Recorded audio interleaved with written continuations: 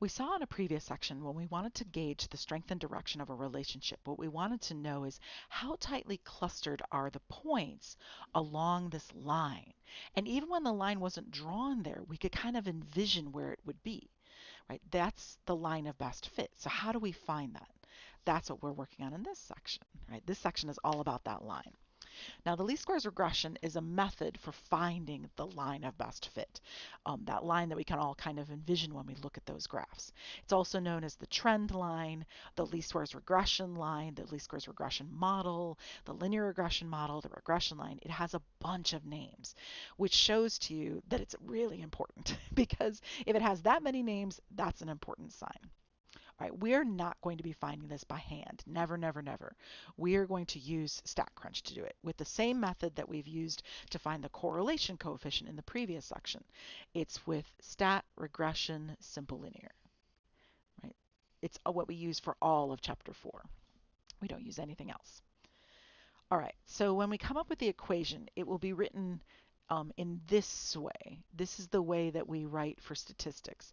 But some of you, if you've been in algebra class or if you were comfortable with your algebra class, you might have seen it like this. And it was with m, y equals mx plus b.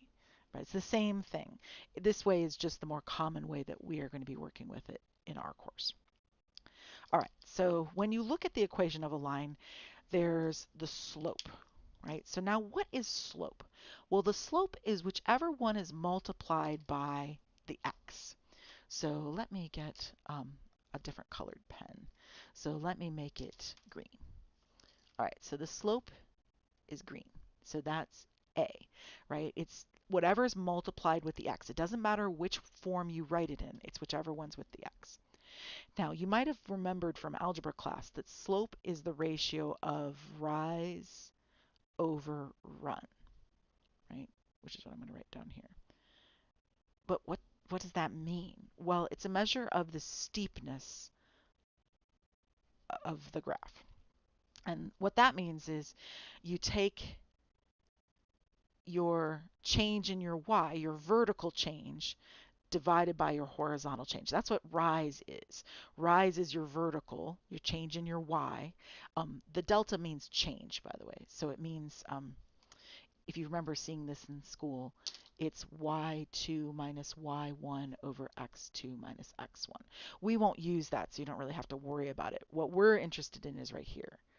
But this is just a review of things you might have seen in an algebra class. Now, what's really important is how we interpret this, what this means. It means that as x increases, x is a variable, right? It'd be words, right? That's one thing that students mess up a little bit on this. So this will be words, right? As x increases, then by 1 and then whatever the x unit is, then the y, whatever that is in words, is expected to increase or decrease by approximately a being the slope, right? So whatever a is, that's what you're going to go with and use the y units. We'll see an example of this in another couple pages, but that's the interpretation piece. So very important, and it will be on your note sheet for your exams, as it should be. Now the y-intercept, a lot of students say, oh, it's b. But it's not. The y-intercept is a point, and points have to have coordinates. So the y-intercept uses the b. B is over here, right? So the y-intercept uses that b, but it makes it into a point. So it's always 0, comma b. And the y-intercept is the number that's not with the x. That's how you can spot the y-intercept. I shouldn't have underlined this piece, so sorry about that. Let me just kind of, that's the a. Okay, so the y-intercept would be where the least squares regression line would intersect the y-axis. When you look at a graph like this is the y-axis and this is the x-axis, which is very important to know from algebra class. And it'll be important for us for interpretation as well. So that y-intercept is where it touches that line. So it's over 0 for the x, right? And then it's b for the y. So right here we would say the y-axis. And the y-intercept is the value when x equals 0.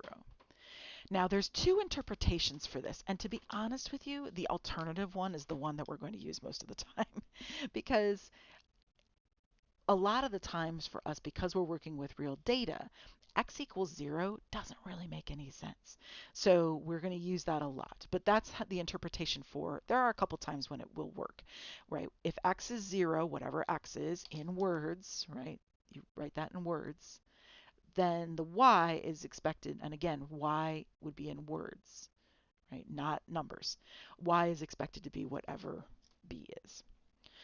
A lot of times it's impossible for, and you would write this out in words, but x equals 0 with words and context. That's the part that makes no sense. And we'll use that one a lot. Sometimes we'll use this other one, but this one's the one that happens most of the time. And this was the words thing that I was mentioning up here. When I put x in here, when I write x and I write y like that, and it's really more brackets than this because that's the way I wrote it. It means write the x variable with words and context.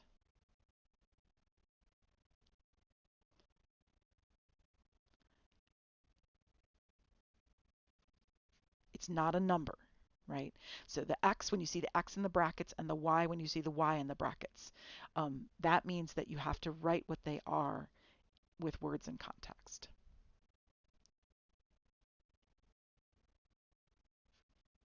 It's not a number. All right, we're going to put all this together in an example, but before we go do that, I wanted to take a moment to review a little bit how slope and intercept work on a line. Just a little review of some algebra. So if we look at this example, right, we want to look at these different graphs. We want to label the sign of A, right, positive, negative, or 0, and the sign of B on each of these graphs. Okay, so remember that A is the slope, right? Okay, so if we have a positive slope, that would be something like this, where the graph is increasing. So A would be positive on this one. This line is increasing. A is also positive on this one, because this line is increasing. These two, they're decreasing. So A is negative, right? We move from left to right along this, right? As x increases, y decreases. And this one also has A negative. These are decreasing lines, right? So if you want to make a note to yourself, these are increasing lines and these are decreasing lines, right? If you read them from left to right, as we usually do with graphs. All right, now what about the y-intercept? Well, the y-intercept is where it touches the y-axis. So you have to look at where this graph hits the y-axis. This hits it at a positive number because it's above the x-axis. So b would be positive, right there. This one, b is negative because it's hitting below the x-axis, so at a negative value. This one has b be positive again because, again, we're hitting above the x-axis, right? So 0b is right there. And this one, that's a trick question. That's 0, right? That's actually going through the origin where the x and y axis meet. So this is 0 right there. All right, now, which graph had the steepest slope?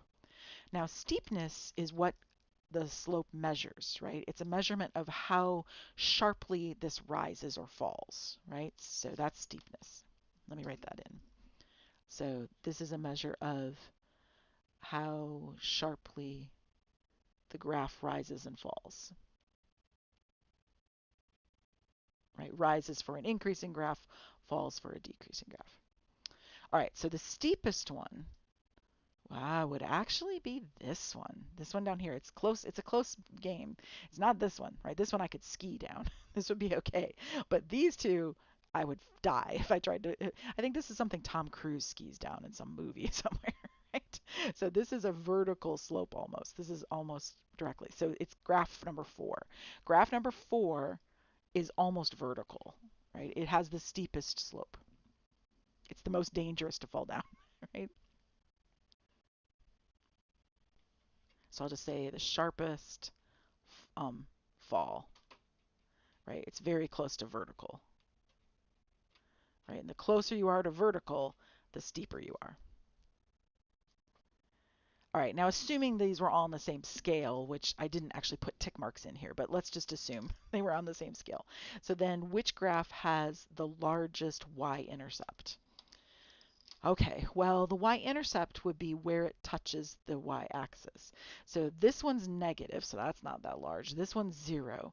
So that means it's between this one and this one. If this is on the same scale, this is farther away from the origin. So this is the highest point. So this would be graph 3. So graph 3, because the line hits the y-axis, right? Never forget, this is the y-axis, this is the x-axis, right? You got to know that. So the line hits the y-axis at the highest point. Again, you're not going to be asked questions like this directly. That's not why we're doing this. This is just a little review of how lines work, how the axes work, how the intercepts work, just to kind of refresh for those of us that it's been a long time since we've been in algebra class, how all of this works. So in the next example, we'll actually see it applied for some data and a statistics context.